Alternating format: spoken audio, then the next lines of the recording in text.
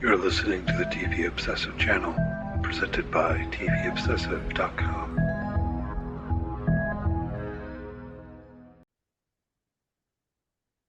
Hello, welcome back to episode 59 of the TV Obsessive podcast. My name is Ryan Kirksey. I am a writer and contributor for TVObsessive.com, joined by Cameron Crane, the executive editor, here on the first day of the Olympics. You have your red, white, and blue on, I presume. You know all the names of the athletes. You're ready to go.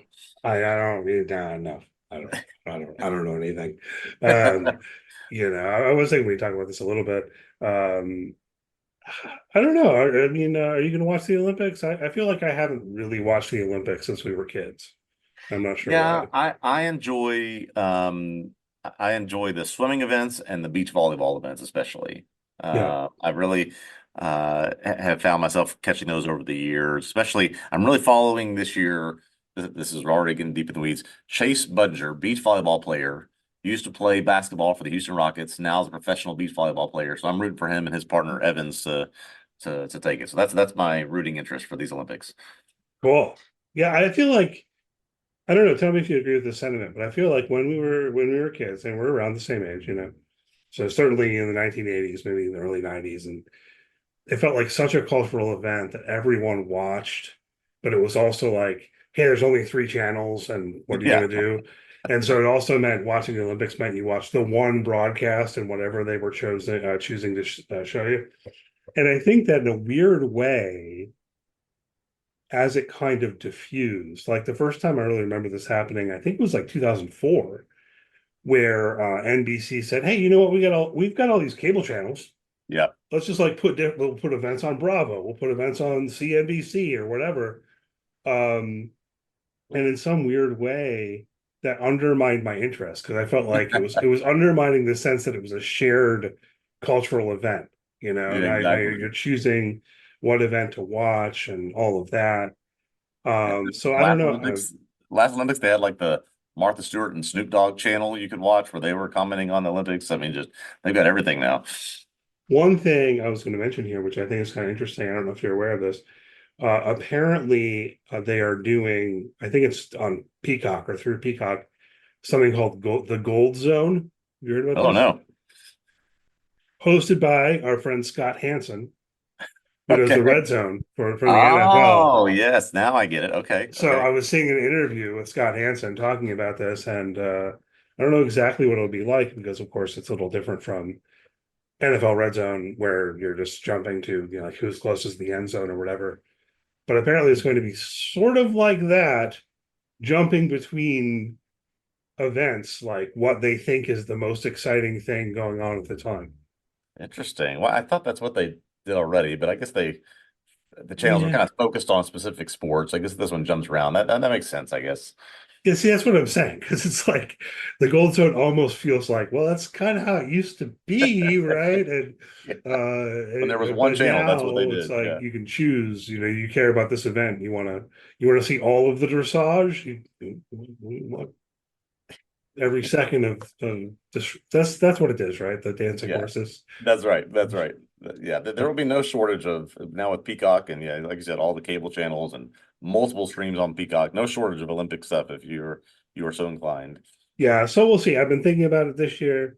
It's more on my radar maybe than it was last time around for various reasons. Last time around was weird, right? Um, so maybe, but it's also like on during the day, right? It's on Yeah, down. So I yeah. don't know. Anyway, Being uh, 7 hours ahead. Let me just use it as before we finish a chance to say we mentioned this before we got on. Today is my mother's 70th birthday. Happy birthday, Mom. She wants us to get together, go out to dinner, and then all watch the opening ceremonies together. So that's what we're doing for her birthday. So we are going to go watch the river introduction there in Paris tonight. cool. But didn't it already happen? Because you're gonna watch just It like a is happening rerun. now as we record, actually, yes. Right, so okay. So all right, cool. I guess the opening ceremony isn't quite as time sensitive as the events. That's the other thing too, right? Like Yeah, yeah. back when we were kids, even if the Olympics were in France, they just you wouldn't know, right? So they're just Like, like, well, put it on prime time anyway. There's exactly. no We way had for no people to idea. know, right? Nobody, the event already happened 5 hours ago. No one could Exactly. know. Exactly. We have the Exactly. internet. Um, no, okay, so let's push forward to July 26th. We're going to talk about episode 3 of Lady in the Lake in the latter part of the pod. First, as per usual, we'll talk a bit about what's in the news. We already started doing with the Olympics and so on a bit. What else caught your eye this week, Ryan? Yeah, I guess maybe the big news would be we've covered several Apple TV shows here in the past. We're covering one right now. We're going to talk about some that are upcoming. We're very excited about a couple that are upcoming. They were in the news this week because they've said we need to start cutting back on some of these crazy price tags from their shows. Either, I guess, fewer shows, fewer 1 million per episode stars in these shows. They're spending, I think I saw in the article you sent, the first season of Severance cost $40 million or more to make. Now they're $20 million per episode. So they're going to start cutting back on this. And I'm sort of curious what you think it means since they're going to start cutting costs here. The wealthiest company in the world, by the way, saying we need to cut costs. Yeah, I'm trying to figure out how worried to be, Yeah. basically, because certainly there are some shows on Apple TV Plus that really high up my rankings of shows that I enjoy, like Yeah. Severance, right? Yep. Yep. And part of the high cost, I guess, of season 1 had to do with, man, Severance. First, it got delayed because of COVID, and then it got delayed because of the strikes last year. So that's part of what's feeding into it, these production delays and so on that end up increasing costs. Um, they're not really saying anything in detail, Yeah. Yeah. other than apparently they're starting to feel like, hey, maybe we're spending too much money on this stuff or not enough return, which is probably fair. If you think about Apple TV Plus, they've got low viewership in comparison to the other streaming services. And it definitely just seemed like they said, hey, we're going to start making TV.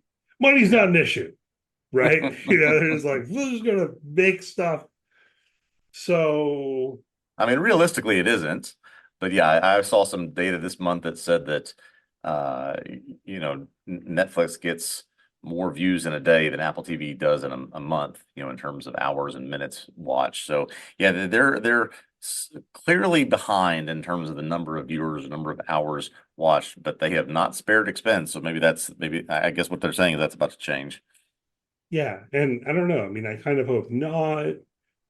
Who knows exactly, right? Because from the beginning, I've had the sense that part of it is Apple saying, this is kind of the expansion of our brand Hmm. for people to associate.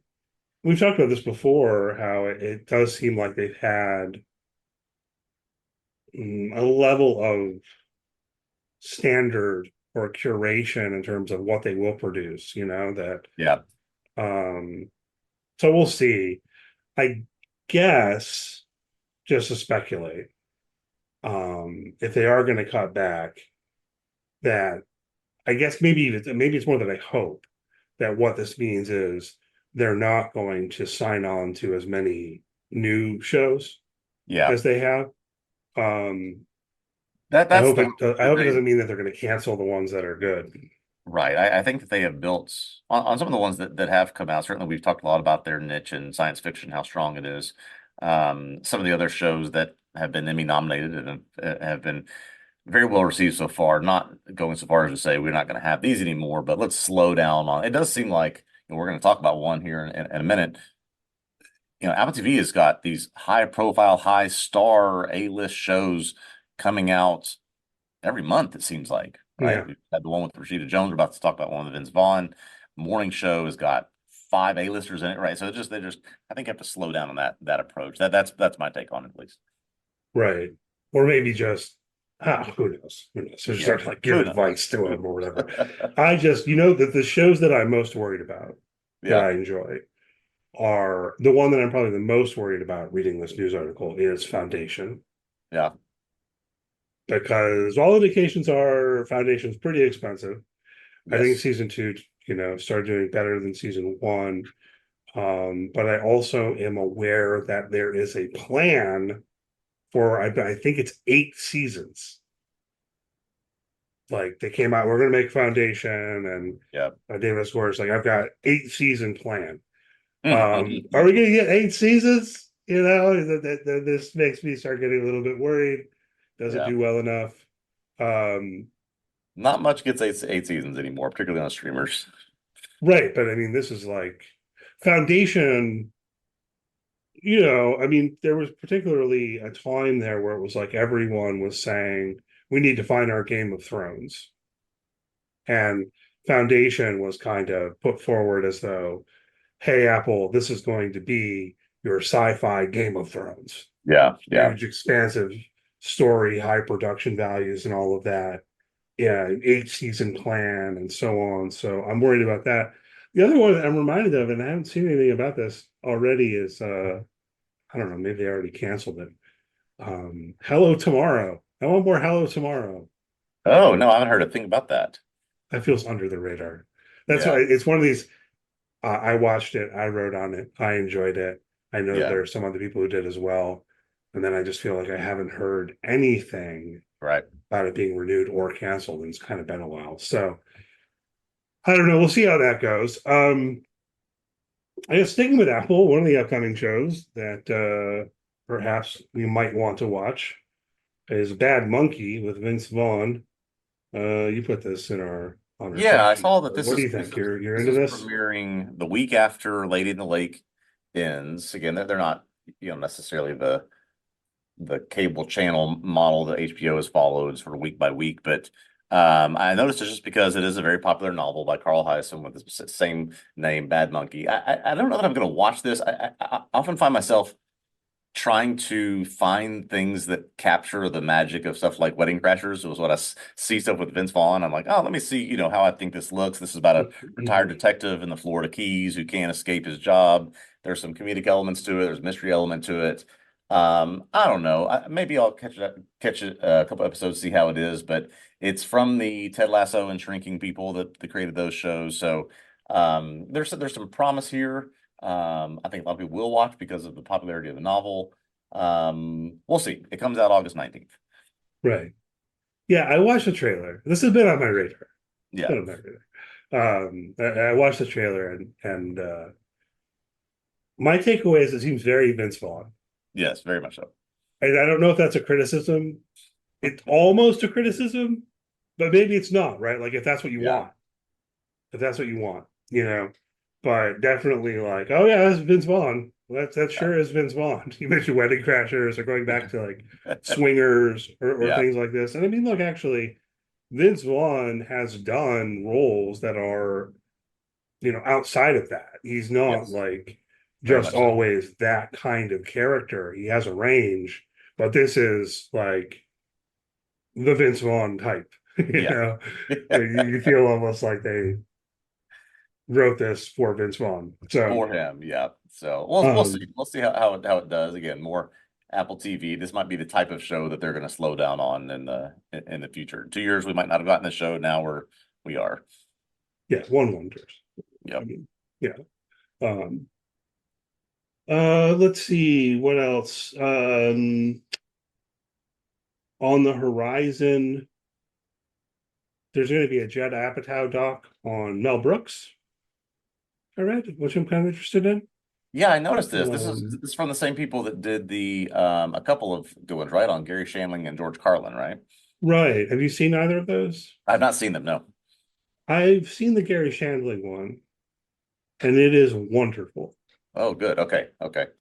I haven't seen the George Carlin one, and I think I kind of forgot that it existed. So, like maybe I'll go watch that. But the Gary Shandling one is really great. They pull a lot from his diaries and so on and so forth. I think that's what it's called, the diaries of Gary Yeah. Shandling. Yeah. But Gary Shandling's a really interesting figure. Of course, Mel Brooks still alive. 98 years old. Yeah, you have to wonder if he'll still be alive when this documentary is produced and comes out. No offense, but he's 98. You know, Yeah, that's right. but and working, and there are apparently plans for Spaceballs 2. Yeah, apparently he is actively working on this even at 98 years old. So It's a good, fascinating good guy. for him. Maybe they're, inserting some interviews for this documentary alongside that. But yeah, still Still working hard, apparently.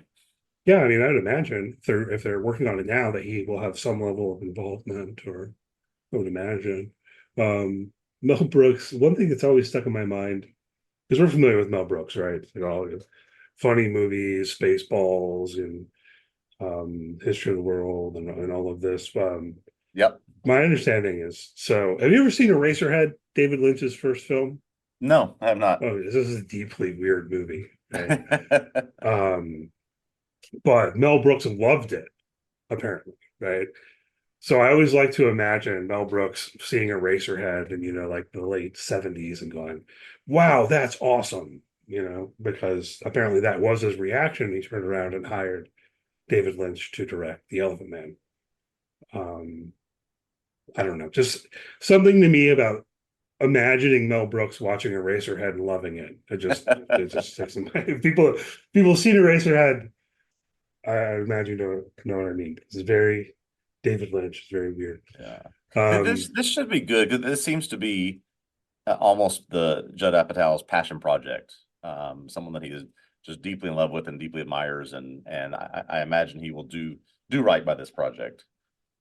I imagine, yeah. And getting into that, thinking about the Gary Shandling one, doing this kind of thing where you're digging into the life of a comedian and the depth of that, Yeah. you know, I think is very interesting, because it can be all too easy to think, oh, hey, this is a funny guy. It's just like surface level, haha, or whatever, Yeah. right? And I think maybe that's part of why the Eraserhead thing sticks in my mind about Mel Brooks. Yeah. Um, so yeah, I'll check that out whenever it comes out. I don't think there's a release date or anything pretty far on the horizon. That'll be HBO. Also HBO, also far out in the future. Who knows when it's going to happen? But this caught my eye. The Southern Book Club Guide to Slaying Vampires. Have you heard of this before? Apparently, the book is rather I well have heard known. of this. Being a Southern gentleman that I am, I've heard of this book before. I've not read this book.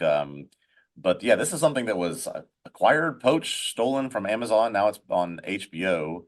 I triggered in on a couple words here. They had me at Righteous Gemstones. This is the Righteous Gemstones people putting this together. Yeah, I've got Danny McBride and E. Patterson on board to write and as executive producers. No word as of yet that I've seen about casting. Right, so like, will they be in it? Seems like an Yep. open question, I but a hope so. possibility. Um, so yeah, looking forward to that again. Yeah, this Um, is for those that don't know. This is a novel about Southern housewives who have to band together to kill vampires they think are destroying kids in their neighborhood. I think I have the general plot right about this book. So a lot of opportunity there if you've got Dana McBride and company putting that together. yeah, it's a comedy, as I understand Right, too. right. Right. Yeah. So, um, and I would imagine if this was going to be on Amazon and HBO has taken it from Amazon, however that happened exactly, I would imagine it's actually going to happen. Yeah, That yeah, HBO says, "Oh no, we'll do this for sure," and then attaching with Pride and Amy Patterson. yeah. Um, That almost to me seems like more of a lock when you have a network and a creator or a star like that have previously been successful on multiple things. Yeah, they're going to move forward on this, I'm sure. right, and they have an ongoing relationship with HBO through the Righteous Right. Gemstones. And I mean, HBO also has produced Danny McBride's other shows like Vice Principals, Eastbound and Down. Um, this did put me in mind to wonder. I haven't heard anything about the Righteous Gemstones season 4. It's It been was officially renewed. renewed, but we have no date or no information, nothing. It was renewed very quickly, Yeah, um, as you recall, and but maybe that's just normal.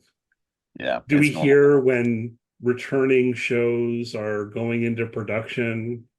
Yeah, Probably not, unless there's a problem or a delay yeah, or something. So certainly have my eye out for that. Love the Righteous Gemstones. Um, you saw this bit about the Traitors. You want to go there? yeah. Well, there was no official news, no announcement, no press release, but on a podcast. Apparently, one of the contestants for the upcoming third season of the U.S. version of the Traitors has confirmed that it will release in January, following the pattern of the first two seasons. You and I have touched on this on the podcast before. There are several versions now on Peacock, of which I'm working my way through. You've seen them all. I've become quite obsessed with this show. So I guess that when this comes out in January, the new third season, the U.S. version, is going to be a week-to-week show. Is that how they release it? I don't know, since I've been binging it since I started watching it. I believe that the first season they put out all at once, Okay. and then the second season they put out week to week. So I would imagine then that they will put out the third season week to week. Yeah. That they've Yeah. decided, hey, let's keep this in the cultural conversation for Right. 3 months as opposed to whatever happens when you binge, really and drop the whole season. So yeah, as I was telling you, when we saw this on the X platform, That's right. um, I thought that I'd seen confirmation of this elsewhere, and I tried to find it again and didn't, right? So maybe I was looking at season 2 release dates, which was January of 2023. Right. But seems like a good guess, and we're getting some Yeah, and it seems like level of confirmation. they're going to continue this model of the person that made this announcement on this podcast. Her name is Danielle Reyes. She's a former contestant on Big Brother. The U.S. version seems to weigh heavily on past reality stars, game show contestants, Bravo stars, these types of things, and then sprinkle in a few quote unquote normal people, whereas the other versions, UK, Australia, seem to be more just your everyday folks coming together. I don't know why the US version does it that way, but this is someone who was being interviewed, I guess, about Big Brother and their attendance on this new show, and confirmed that it's happening. I mean, it's a very American thing to do. Yeah. So Yeah. let's get a bunch of reality show stars, and Yeah.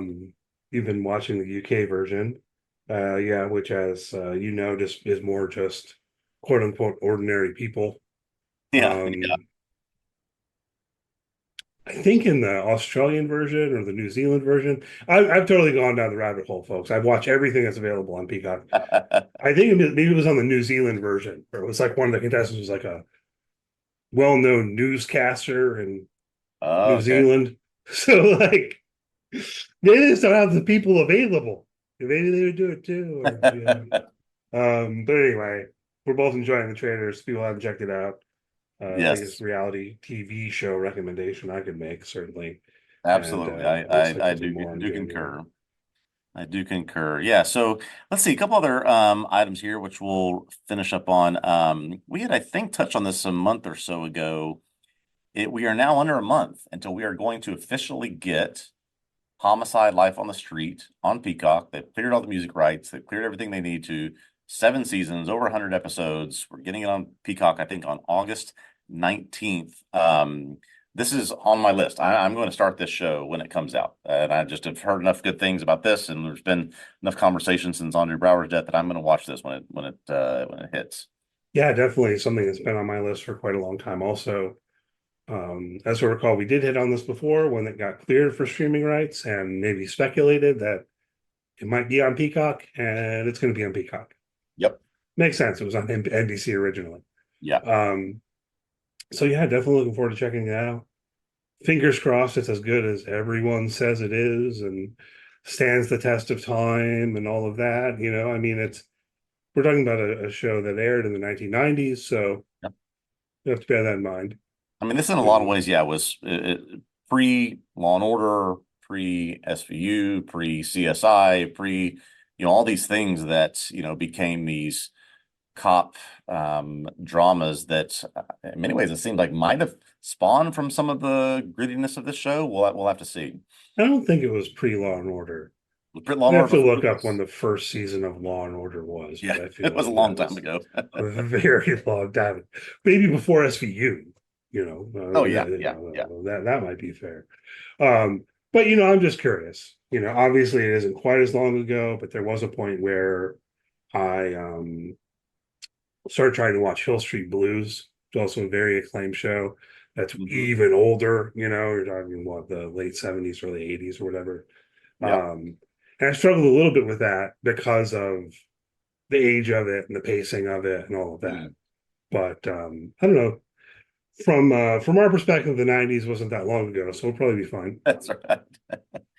Yeah, well, so let's see, August 19th, that's coming. We can at least give it a shot. And then last but not least, we won't spend too much time on this, but just to follow up on a news item from before, NBA has given their rights after the 2025 season to several different providers, Amazon, NBC, ESPN. Warner Brothers is not happy about this and thinks that they matched what at least what Amazon presented in terms of a deal. So they are threatening to take appropriate action to try to get the NBA to stay on TNT, to keep the inside the NBA gang maybe even partially together. But they're not happy, so they're gonna take the action they think is necessary. We'll see if that actually happens. Yeah, I don't know what to make of this at all Yeah. because literally I read the story and it seems like the gist of it is the NBA saying, I'm sorry, let's start on the other end. Warner Brothers is saying, we matched Amazon's offer, or Warner Brothers Discovery, I guess it is now, whatever the Right. name of the company is. They're like, we matched Amazon's offer and per our old contract, we have the right to do that. You can't take it away. We matched the offer. Um, versus the NBA saying, no, you didn't. Yeah. And that seems like it's just a factual question. Shouldn't take too many lawyer hours to figure that one out. Right. Like, did they match the offer or not? See, it seems that seems pretty straightforward. So who knows what's going to happen here? Obviously, in the legal realm, it can be more complicated than what I just Yeah. said. But Yeah. reading about it from a layman's perspective, it's kind of like this seems like it's just a question of did they Right. actually match the offer or did they not match the offer? And we're done, right? So we'll see what happens. Um, I still think there's a good chance they're losing it. It's going to Yeah. Amazon, Yeah. and it's their own fault because they had exclusive rights to bargain for it through April or whatever it is exactly, Yep. and they didn't do it. They didn't get the deal done, and goes on the open market. They get outbid, or they matched it. What I don't know. We'll see. Yeah. Um, that'll be interesting though if NBA goes to Amazon. Yeah. Them Like a saying we're gonna significant amount of NBA goes to Amazon. Yeah, they didn't like the way that Warner Brothers Discovery was doing it, so we're gonna literally take our ball and go home, go into another network. We'll see how this ends up, but Yeah, but going I'm, to a I'm streaming service, Ryan, is what they're yeah, saying. exactly. It'll be very interesting. Oh, It's like NBA Western Conference Finals on Amazon Prime Video. Like, Amazon what? Prime Video if you have a Prime subscription, yeah, Yeah, exactly. yeah. So we'll see. We'll keep an eye on that. I did want to give a quick plug for Time Bandits, which came out this week. This is the remake of the Terry Gilliam film from the early 1980s, kind of a cult classic. I know we mentioned this Mm. before, and as I recall, you said you have not seen the film. Is that Have correct? not, no. Um, I think the show is pretty good. It's interesting. Apple categorizes it under a kids and family tab, which I guess is fair. But there's a little darkness to it. It's kind of Yeah, like the yeah, original film too. Okay, I guess it was a kids movie, but it's like a cult classic. Maybe put it in yeah, the same category with like Labyrinth or something yeah, like that. yeah. You Okay, that know? was gonna ask. Having recently shown that to my kids, I was wondering if it was sort of in that same vein. Yeah, I mean, I'm not saying in terms of the actual plot or Right. anything, but in terms of the tone, maybe what we're dealing with in Time Bandits is, as you might expect from the title, time traveling thieves. So they Yeah. travel throughout history and they want to steal stuff. And there is a child as a part of this group, right? Am Yeah. I am I understanding that correctly? Okay. Yeah. So it's like the kid falls in with this group of time traveling thieves, Yeah. and there's quite a lot of humor and so on and so forth. Um, again, the film, directed by Terry Gilliam, who I know people are familiar with from not only Brazil and Fear and Loathing in Las Vegas, but also all his work with Monty Python. Um, the TV show is Oh man, I've got to say this guy's name. What's his name? Wakiti? What's his first name? Oh, yeah, the guy Taika who did the four Waititi. movies. Yeah, Um, Taika Waititi. Yeah. Taika Waititi. Yeah, and Jermaine Clement also has a bit role in it, and so on. Lisa Kudrow is the she's not the leader of the Time Bandits, but she's in charge. You Okay. know that's the kind of humor you get. Anyway, the first two episodes came out on Wednesday, and I enjoyed them. I'm going to keep watching it, and so that's a recommendation. And according to Apple, not according to me, but according to Apple, you can watch with your kids. Watch with your kids. Okay. Well, we'll see. I have another Apple show. This is we've talked a lot about Apple TV. It's on this one, and we still have more to go. Clearly, with the show we are dissecting, but they have a lot of good stuff on right now. And I just finished this past week was the eighth and final episode of Presumed Innocent. Many may be familiar. This is taken from I think it's 1987 novel, which became a 1991 movie with Harrison Ford.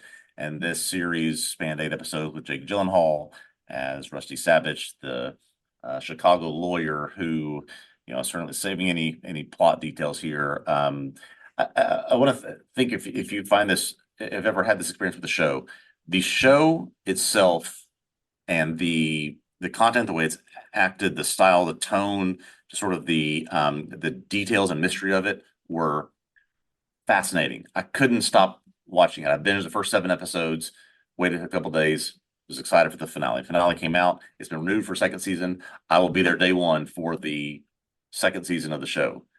I actually hated how it ended. Yeah, how the first season ended. Interesting. But it does not dissuade me at all from wanting to watch the second season because I think they're going to build out the world of some of the characters that were not as I guess as they were in depth with in this first season. Um, there are some changes from the novel. There are some changes from the movie. So again, not to spoil anything, I was not a fan of the ending, but was so much a fan of the rest of it that I really can't wait for the second season. Yeah, that's interesting. I haven't watched this one. I have seen a couple of reviews out in the world that seem to say something that jives with what you're saying. Like they changed the ending and made it less sophisticated and not as good. Yes. If someone wants to, I literally have written down, if someone wants to reach out to me on social media or otherwise, I have a whole list I've written down of things, of problems I have with the way this ended and how it really makes you attempt some mental leaps here to be convinced that this happened. So happy to discuss that. This is not the place, but Write it up. We'll put it on the site. So I got some problems with you people, and you're going to hear all about them. just did not agree with the ending, but the rest of it, including especially, let me just say, especially Peter Sarsgaard as Tommy Molto, the district attorney, so good. I hope more than anything they focus on him in the second season. Well, so yeah, man, we're all over Apple. We're talking about Yeah, Apple cutting back, and we're sad about it. And just want to assure everyone we're not shilling for Apple TV Plus. yeah. We're just honestly, Not that we wouldn't uh, if they reached out to us, but I mean, if Apple is listening yes. and they'd like to sponsor the podcast and give us some money, I don't think we'll say no. This will become the Apple TV podcast. Yeah, as We'll cover just your shows. It's quickly as they fun. can write a check. Yep. But alas, as it stands, we're just doing this out of the love of the game, as it were. Um, so we're going to talk about Lady in the Lake. Hopefully, people are watching the show. We're on to episode 3 today. We talked about episodes 1 and 2 last week. If you haven't listened to that, and you want to go back and do that first, potentially. So we're on to episode 3. This is your spoiler warning. Put in about 10 seconds of music, and on the other side, all spoilers on the table for Lady in the Lake through episode 3.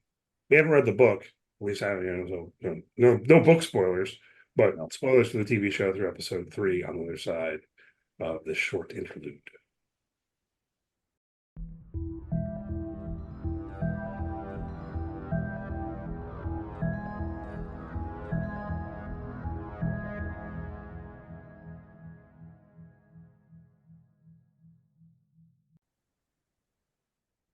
Okay, we are here to discuss Lady in the Lake. episode 3 on Apple TV Plus. This episode titled "I Was the First to See Her Dead. You Were the Last to See Her Alive." So written by Brianna Belser, directed, third episode in a row, directed by Alma Harrell. We follow sort of two paths here, Cleo and Maddie following separate things. Cleo is still alive after the assassination attempt at the end of episode 2, but certainly not doing well at all. We get glimpses of her childhood, how her father was in debt to Shell Gordon, forced him to sell his trumpet, his livelihood. Cleo starts having strange visions about hopscotch, lambs, laundry, ghosts, all sorts of things that starting her to sort of go off the deep end a little bit. She's also concerned about her son, who continues to see his health deteriorate from his sickle cell disease. So Cleo and her mother call in the prophet, who tries to do some things to heal him, can't do much, but says maybe God will do it if you give his church and him some money. While her husband performs his comedy routine at the club, Cleo gets drunk, dances with strangers. Officer Plath then confronts her about the assassination attempts, as he knows she drove the car that night over to the Summers house. Cleo gives him information about that car and the shooters after he offers to protect her. Reggie, who works for Shell Gordon, later confronts Cleo and admits that Shell does not know he sent her to make the drop-off before the assassination attempt. Cleo offers a deal where they could rig the gambling game that Shell runs and disappear, but he refuses. Meanwhile, Maddie continues in her rebellion against her background and against her religion by getting her ears pierced. She shows up at the Baltimore Star, asking reporter Bob Bauer for a job. She says she'll do anything, write, research, background, whatever it takes to get back into investigative journalism. But Bob rejects her. Maddie does continue her sexual relationship with Officer Platt. That causes her to one day miss up picking up her son Seth from school, causing a fight between the two that ends up with Maddie admitting that Milton is not Seth's father. He seemed to already know that, but still accepts him as his father. And she doesn't want anything to do with his mom. Maddie gets a letter from Stefan, the accused killer of Tessie, and she uses leverage to get a job with the Baltimore Star. The reporter Bob Bauer and Maddie learn from the medical examiner that someone tried to rape Tessie, meaning there could have been someone else involved in that situation. The episode ends with Maddie agreeing to go meet Stefan at where he's locked up at a mental hospital. Both of these ladies that are the stars of this show seem to be pretty down bad in this episode. Cleo's still with us. Maddie's moving up in the world, it seems. Where should we start with these two? I guess let me start, not to nitpick your summary, but just a couple of little details that you maybe glossed over. Maddie writes a letter to Stefan first. I think that's worth noting. And he replies, and she gets that, and then the hospital calls and says he wants to see her in person. And apparently, she's going to go, and that's where the episode ends. Anyhow, that what was the other thing? Well, whatever. We'll probably circle around to it if it matters. But just some of the little details I appreciate it, I guess, is part of what I wanted to say, that the show does kind of make us put some things together a little bit. I believe I speculated last week that maybe Shell didn't know that Reggie handed the job off to Cleo. I was like, I was right about that. They made that obvious, by the end. That seems worth noting. I don't know. I mean, the first thing that struck me, I guess, was almost a certain level of surprise that Cleo was still alive. That's the And that immediate the thing story was going as struck me slow as as it well. is. Yeah, there is some real pacing. I'm not going to say bad pacing, but there's some real intentional slow pacing to this. We know from the very first scene of this show that we're going to find Cleo at some point dead in the lake. We assumed, oh, well, it's because she was a witness to what happened at the end of episode 2. Now I guess we're led to believe that because she has confronted Reggie and Reggie has rejected her attempts to get out of there, maybe Reggie's going to do this, but maybe that's part of the mystery, is who's going to do this and when's it going to happen. Well, I mean, yeah, but beyond the fact that we saw her die, we saw her being dumped in the lake at the beginning of episode 1. In that scene, she's wearing the blue coat that she was wearing at the end of episode 2. So I kind of thought I was drawing a straighter line, but I mean, of course, yeah, she can wear that jacket whenever she wants to. I did go back to the beginning of episode 1, and I don't know if anyone out there is more eagle-eyed than I am in terms of who dumps her body in the lake. Yeah. Do you feel like you know? I don't feel like I know this. My Because you see assumption, him, but it's dark. yeah, my assumption after the first couple of episodes was Reggie, but now I don't know that we can draw that line, or maybe we can draw this line after their confrontation at the end of this episode. I'm just not sure about that. Yeah, I went back and I looked, and well, this was last week actually. I went back and looked. I didn't go back and look again. Maybe if I had, I would have come to a different judgment. But it's dark, and I started thinking it was the other guy in the car who goes to do the Mm, assassination. yeah. And I started thinking it wasn't Reggie because, as far as I could tell, the guy's eye wasn't messed up. But by the end of episode 3, Reggie's eye seems to be getting better. So maybe it was Reggie.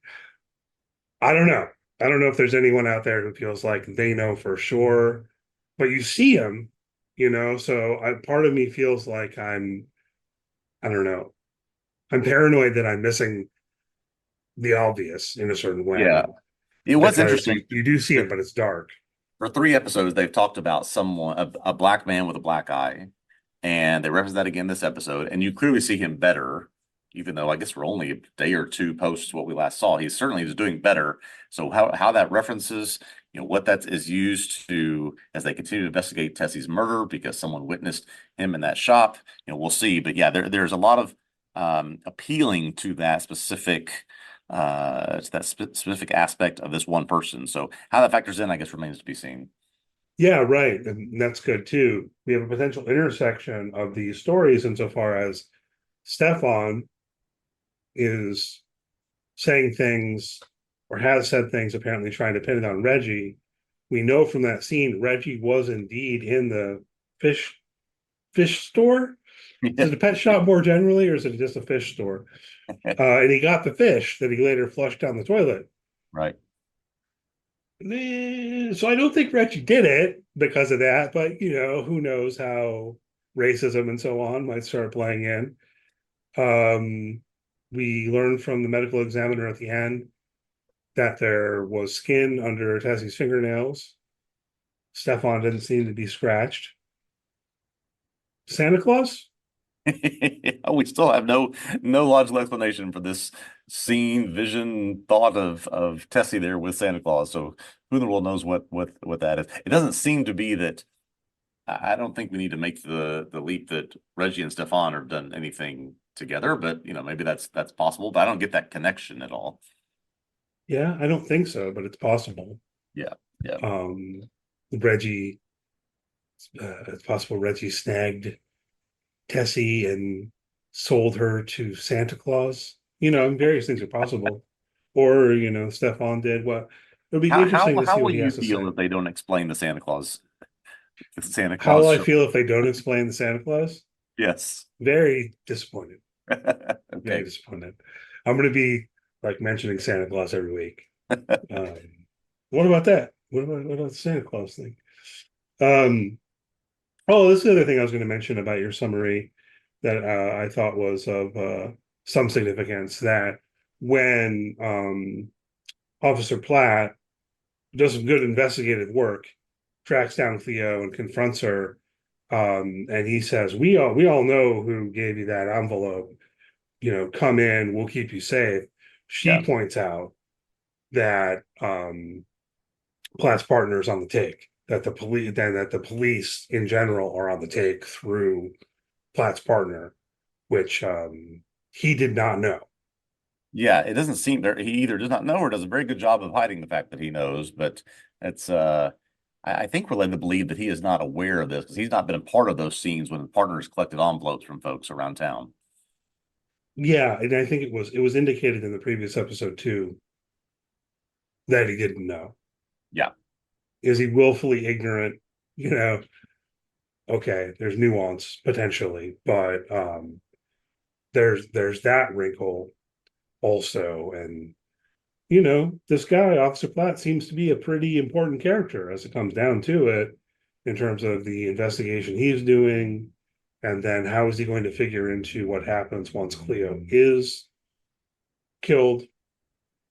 I was Um, going to say he almost is the intersection, right? So he has mhm. got this relationship with Cleo, is investigating what's happened and sees her involvement. He's got this relationship first professional, then sexual with Maddie. He is either willingly or not a part of this corrupt Baltimore police department and what they're trying to do. He obviously knows and has some sort of relationship with Shell Gordon and his henchmen. He's familiar with that whole ring of what's going on there. So he is very, I think, very much at the center of what's happening here. And right now, we've not seen, other than just in passing in a department store, Maddie and Cleo's lives intersecting. It's really through this guy right now. Yeah, I think that's true. And it's interesting. We get more voiceover narration from Cleo. I'm starting to wonder, not to be crass, but like, when is she going to die? I started to Yeah. wonder, like, is it going to kind of drag out to the very end or something? Um, but I am imagining that. Sorry, what I was going to say lumped into that is what we're seeing with Maddie is her getting herself involved in the Tessie case more Yep. to try to reactivate her journalism career, if it's even appropriate to say that. I mean, like Button, you work for the school newspaper. Yeah. Is that a career? Fine, let's call it a career, whatever. Whereas in the voiceover, it seems like Cleo keeps saying that Maddie uses Cleo's death, to jumpstart her career as a journalist or what have you. So I am wondering kind of how that's going to play out. Yeah. I do find myself thinking the same thing about, I think we have to remember there's only 7 episodes in this season. So, we're about to be halfway through this. I would have assumed that some of, as Maddie's investigative journalism work is beginning and increasing, and as she's getting more, I think, in depth with that, part of it would have been, oh, now I have both of these things to investigate, both Tessie's abduction and murder and this murder of Cleo. But with that having happened yet, I mean, I don't want to say we're running out of time. We still have 4 episodes left, but I would have just assumed that she would have been looking into both. And right now, we're just not there yet. Yeah, we're not there, and they didn't jump from. See, like, part of me thought at the end of episode 2, because of the freeze frame, that when episode 3 started, we were going to be after Cleo's death. Right. Right. Nope, I assumed the same that thing. was a wrong inference to make. So just thinking about the structure of the show, you mentioned it's 7 episodes overall. At this point, I'm thinking, well, is it going to be the end of episode 4 that she dies? That almost feels like the earliest it could be, Yeah. given the pace at which we're proceeding. So I don't know. We'll see. It's not like I'm sitting here chomping at the bit for her to die or something, but we know that she dies, and so how's the story going to hang together? Yeah. Um, And now I find myself thinking, with the conversation they had at the end of episode 3, Cleo and Reggie, it seems like Reggie was not really considering it, but was at least intrigued by it. And the two of them certainly have a relationship. We know that he did not tell Shell that she was the one being sent. So does it create more problems than needs to if he ends up being the one to murder her? I'm not convinced that he's the one that does it, which means, is it going to be, as you said, Shell at the end of the next episode? Is it someone we don't know yet? Is it some other set of circumstances? We just, we haven't gotten there, and I thought we would be there by now. yeah, right, because it could be that they do rig the game, and then Shell has her killed Yeah, or that finds something. that out and has her killed. So that was one of my questions. So what is the game exactly? We heard this in the first couple episodes. I assume it's some kind of lottery game where everybody buys in and then they pick a number and the number that, whatever. But it seems like this is also based on horse racing. Is there a both? Is there sort of, he's got multiple scams going on? What's your make on this? Okay, so the numbers game. This is a real thing. You can look it up. Also sometimes referred to as a policy game. But yeah, I mean, I think you've got the basics right. That what they would do, or I don't even know if I should speak fully in the past tense. I don't know if anyone's still running this kind of numbers game in 2024. It's possible, right? But the basics is um, like a lottery or something. You're betting on a 3-digit number, Hmm. right? Unlike the lottery, no, it's just one number, right? Yeah. And so in the story of Lady in the Lake, people are using this dream book and things like that. I don't know how grounded that is in reality.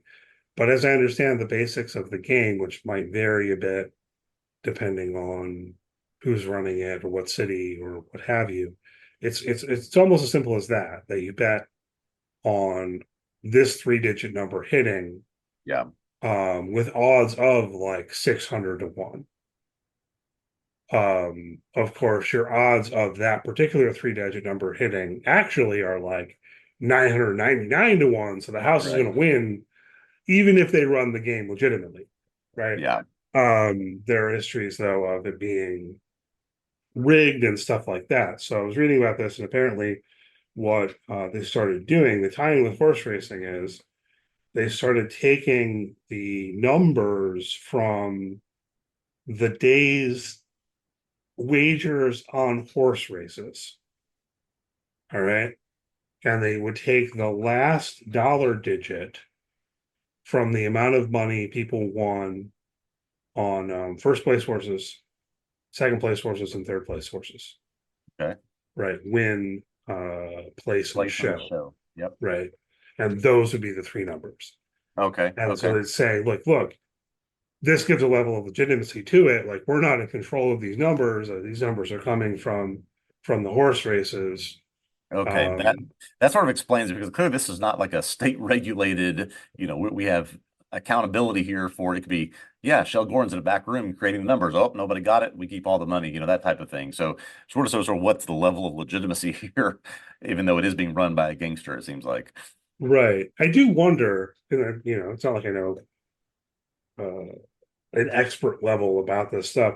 I do feel like there was something in a previous episode where Shell was showing off some kind of machine, which made me wonder if they were doing more like a lottery raffle thing, Yeah, yeah, could or be. maybe they're doing that too. Who knows?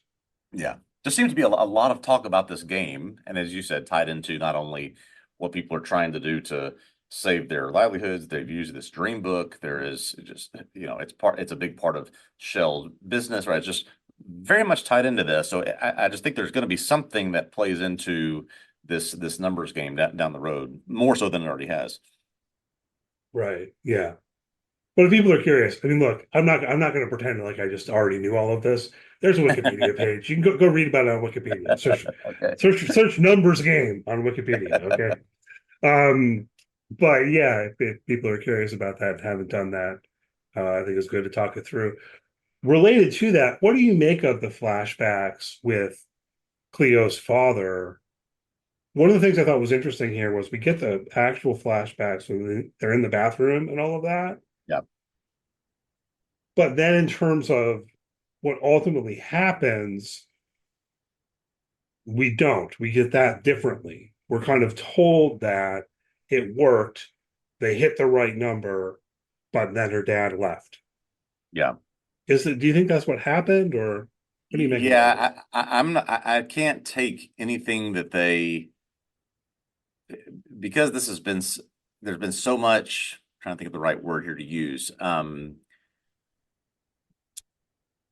So much outside of reality that comes in these visions and in these dreams and other things. I can't take anything that they're just supposedly not telling us or showing us that as fact here. I did take it as you showed us this flashback from 1948 when Cleo was a child to introduce us to the fact that this is basically how their community is. This is what is one of the most essential part of their lives. They just can't escape this game, quote unquote. They can't escape this life. They can't escape this thing where there's this one or two players in the community. They're indebted to them. They can't escape sort of the influence of that. And if they do, then or they try to, then forget it. They're gone. So just a sense of this has been Cleo's life. This is what she's known for 20 plus years. And that the one thing that confused me a little bit is this is the same Shell Gordon. He doesn't look like the type of guy that's been doing this for 20 or 30 years, but that's just, I guess, a sort of a leap of Yeah, television we have to make here. But I don't know if it is though, because I was thinking about this, and let me look this up real quick. Guy's name's Wood Harris. As I yeah, mentioned last week, he played Avon Barksdale on The Wire. yeah, Well, The Wire was on television like 20 years ago. Okay. He looks very the same. Okay. Okay. So let's see. Wood Harris is currently 54 years old. Okay. So yeah, Um, he could have been running something at 34 years old. Sure. yeah, yeah. Okay. Um, so yeah, the same guy, sure, 20 years ago. Um, one thing I thought was interesting in the flashback scene, Cleo's father, so he's been roughed up. We don't know exactly why, other than he gave Shell his trumpet, his Right. payment for a debt. Yep. He's not in a good situation. No. But his wife's very mad at him, right? So Cleo's mother basically tells him he needs to get his trumpet back or she's going to kick him out. Yep. Then you have the bit with Cleo coming in. She gives him the $10, says, go put it on this number that was in my dream. Now in the jump whatever 18 years into the future, right? In the present of the show, Cleo's son relays that he's been told that Cleo won the numbers game on that night, but her father took the money and skipped town, Yeah. you Yeah. know. And I think there are real reasons to second guess whether that's what really happened because we don't see it. And maybe Yeah. that'll get filled in later, maybe not. How significant is it? I don't know. But just thinking about the whole story, it seems to me like it would be possible that, well, no, maybe that number didn't hit Yeah. and her father got killed by these gangsters and they lied to her and said, yeah, he hit the number and he skipped town on you. It just seems like that kind of thing's a possibility here. Yeah. Or my thought was maybe even worse that he just skipped town just to flee from whatever debt problems he had with Shell, and he's gone, whether he won or not. I mean, maybe he did, maybe he didn't, but it doesn't seem likely that they want to pay out on these numbers. So the chance that he got money, kept it for himself, left town, doesn't strike me as the most realistic possibility. I don't know. There's no reason for them to not pay out when someone Right, wins, right, right, really, right. because that's one of the things I thought was really interesting reading about this a bit. And one of the things I was curious about with the numbers game is I was gathering that it was just like you bet on one three-digit number and you win a lot of money or you lose. Yeah, That seems to me like not super appealing as a gambler. I want more chances of winning a smaller amount, yes, yes. right? Like you go buy a scratch off lottery ticket and you're hoping to win the $1 million or whatever, but Yeah, maybe yeah, you win $20. You're like, well, exactly. not bad. You know what I mean? So I do wonder if they have any wrinkles like that. But anyway, there's Yeah. no reason they shouldn't want to pay out because most of the time people will lose.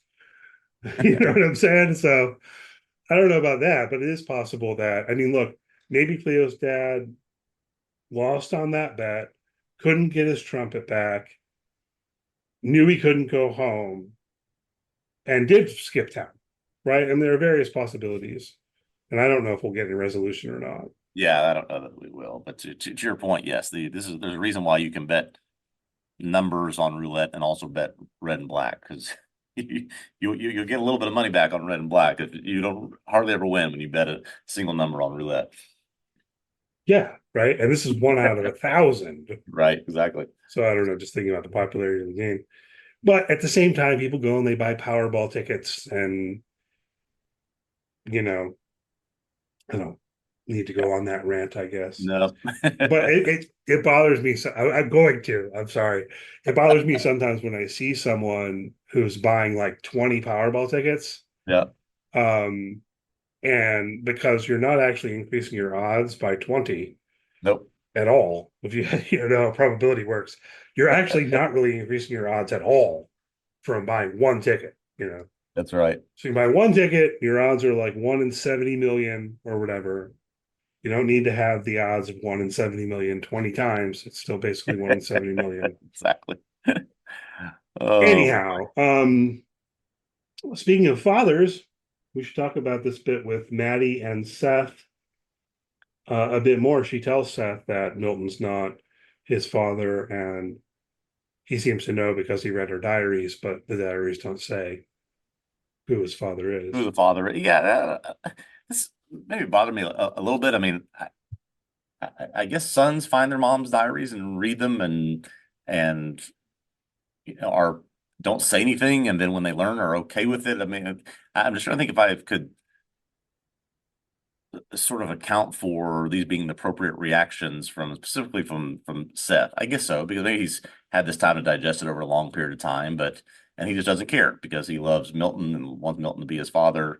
Um, It would have but been several years because he's yeah, looking at yeah, colleges and so on. So he he talks must about be at least 17, 18 years old.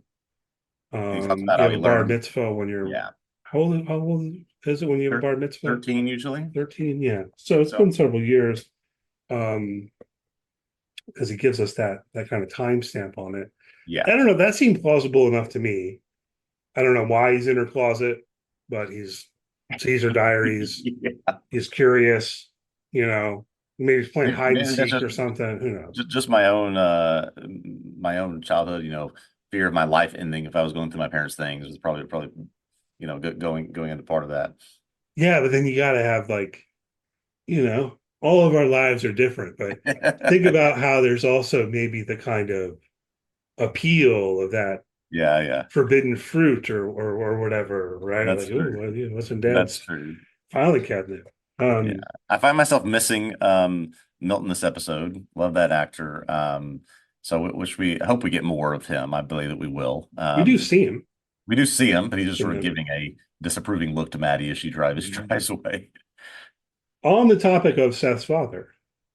I hope we get more information here because look, I'm totally fine with a TV show giving us things a bit, obliquely, elliptically, in Yeah, fragments or whatever. I just have too many questions in terms of how to read this. The quick scene we got last week, I think, was giving us an indication there, and so I'm really tempted to jump to the conclusion that Seth's father was Alan's father, and that's what we were seeing. But the thing is like it's not like we saw them having sex. We saw them like cleaning right. up blood on a blanket or whatever, right? Um, Yeah, there just was, I think it's two massive pieces of a puzzle that almost, make the picture clear when you put those two together, right? That there was this look, there was this slight flirtation. Now we learn that Seth has a different father. So at this point, we have to say, what else could it be? that's how I'm putting it together at the Yeah, moment, right? That however exactly that circumstance occurred, um, then Alan stands her up for the prom. She finds out she's pregnant. right. She gets together with Milton quickly enough to be Immediately. able Yep. to convince him that it is his child that she's pregnant with, gets married to him, even though she maybe never even liked the guy really all that much. And, 18 years later. So that makes sense to me. I guess I'm just hoping that we get a little bit more of that story, Yeah, I think and there's with it, some confirmation. it seems that especially with Cleo, we're starting to get some sprinkles of background and history and family life. We got a little bit of that. I think it was episode 2 mostly with Maddie. So I think this is one of those things where we'll get sort of some back and forth here. Maybe the next episode we'll get more of Maddie, and then we'll get more of Cleo. But they are sort of giving us bits and pieces of their history. They're starting to explain some of their dynamics as we go forward. Yeah, for sure. Yeah. Well, let's see. Anything else you want to hit on before we wrap this up? I'm just very interested to see where this goes with a meeting between Maddie and Stefan and Steven. Stefan, we heard what this is? It's Steven? I think it's Stefan. Stefan. Okay, okay. Yeah. No, I thought it was a good place to end it. I'm curious. I don't know the ethics or the policies of investigative journalism and newspapers, but you're going to send your brand new wet behind the ears person to go interview an accused murderer. I don't think they I even don't know. know. Yeah, they probably She's don't. not really employed by the newspaper. That's Not true. really. Um, Doing it on her own. After, I mean, good for her. After she got an advance for, this information that she brought to him, and is now the Robin to Bob's Batman when they go to the medical examiner, and not afraid to confront him. So good for her. yeah, okay. We'll go with that. I mean, she's kind of playing a dangerous game. She's kind of sticking her nose into some stuff, Yeah. and we don't know exactly how that's going to go. Um, is there some possibility that all of this ends up pinning stuff on Reggie that he didn't do? I mean, various things are possible, so Yeah. I'm not exactly willing to laud her as a hero just yet. We have to Yeah. see what happens. But I'm very curious to see, what Stefan has to say. Again, I think last week I called him like a weird little guy. Yeah. He was wearing a gas mask. He was like getting in a tub naked with little fish and stuff. Um, but as I said last week, that does not necessarily mean that he is the one who attempted to rape and who ultimately killed Tessie. Yep. We don't know for sure, but maybe he is. What's he going to say to Maddie? Is Maddie going to believe him? Is Yeah. another question. And yeah, I'm looking forward to see where it goes from here. Yeah. That's one thing I'll say about Maddie is I do believe that she appears to be open to other realities or other suggestions of what happened beyond just Stefan being there and doing it on his own. Now that she's, maybe she'll go more down that road after she talks to him and hears his side of things. We'll see. Yeah, I mean, like I said, good way to end it, sort of leave us there as we go into the, I don't know, their version of Mindhunter, right? Where you're gonna go interview him in the mental hospital. Yeah, pretty much. All right, so we'll be back next week talking about episode 4 of Lady in the Lake. Hopefully you'll join us. Hopefully you've enjoyed listening to the podcast. If so, please do leave us a good rating, leave us a review. If you're on YouTube, subscribe to the YouTube channel. If you're not on YouTube, do me a favor, go to YouTube, like and subscribe to the YouTube channel. Leave comments, whatever. Follow TV Obsessive on social media. Search for TV Obsessive, and you can find us on X, Facebook, Instagram, Blue Sky, Threads. And yeah, we'll see you next week. All right, see you next week for episode 4.